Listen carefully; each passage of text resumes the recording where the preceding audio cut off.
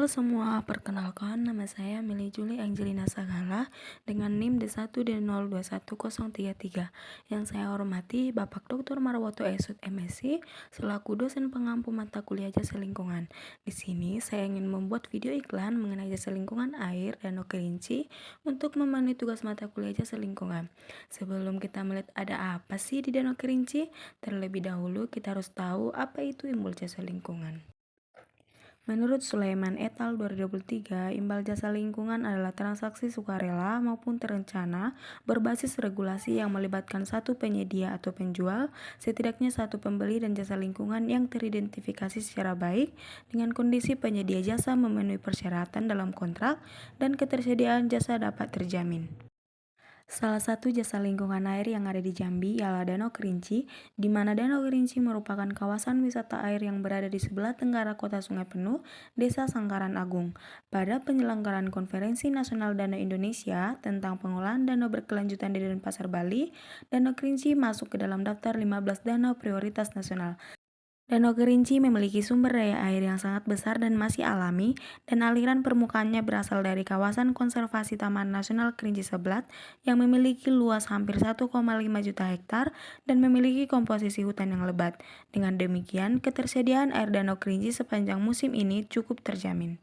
Lokasi dan aksesibilitas infrastruktur jalan menuju Danau Kerinci di Kabupaten Kerinci ini sangat baik, dengan jalan yang diaspal sehingga wisatawan dapat melakukan perjalanan dengan mobil atau motor tanpa terganggu oleh kondisi jalan.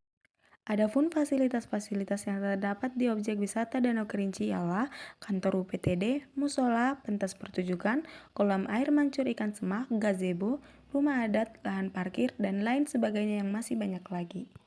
Kondisi sosial ekonomi penduduk Danau Kerinci termasuk golongan penduduk yang sedang berkembang, terlihat dari pendidikan rata-rata penduduk adalah tamatan sekolah menengah atas dan sekolah tinggi, sedangkan pekerjaan dan mata pencarian penduduk yang beragam dari pegawai negeri, swasta, wirausaha, dan petani. Pada kawasan objek wisata Danau Kerinci, biaya pengolahan dan pemeliharaan berasal dari pendapatan asli daerah dan dana alokasi umum, atau dana rehabilitasi dan sistem pengolahan kawasan dilaksanakan serta dikelola oleh kontraktor atau pemegang tender dalam koordinasi pemerintah daerah Kabupaten Kerinci. Adapun pengembangan dan pengolahan lanskap kawasan ialah menciptakan kawasan wisata Danau Kerinci sebagai tempat rekreasi yang dapat memenuhi kebutuhan rekreasi masyarakat Kerinci, mempertahankan dan melestarikan kawasan danau yang alami dengan mengoptimalkan potensi budaya, adat istiadat, pertanian, dan perikanan yang berada di sekitar kawasan danau dilengkapi dengan sarana penunjang wisata. Model ini mengikutsertakan masyarakat yang disesuaikan dengan kebijakan dasar pengembangan pariwisata Kabupaten Kerinci dan sumber daya yang ada sehingga aktivitas yang dilakukan dapat dibatasi berdasarkan daya dukung kawasan. Konsep pengelolaan yang dilakukan di Danau Kerinci yaitu konsep pelestarian alam, di mana konsep ini menggambarkan fungsi rekreasi yang meniadakan pencemaran dan menjaga kelestarian lingkungan serta menjamin proses pembangunan yang berkelanjutan. Yang berikutnya itu konsep konservasi. Konsep ini yang direncanakan pada tapak disesuai dengan kondisi existing, fungsi, dan intensitas penggunaan ruang. Vegetasi berfungsi untuk melindungi daerah rawan erosi, membantu proses penyerapan air, dan mempertahankan keberadaan air tanah.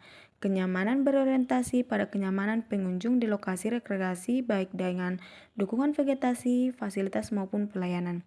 Vegetasi untuk kenyamanan pengunjung ini bertujuan untuk memperbaiki dan mengendalikan iklim mikro, memberikan keteduhan sebagai pengarah, dan pengendalian polusi suara dan udara. Demikian iklan video yang bisa saya buat. Jika ada salah kata, saya mohon maaf. Terima kasih.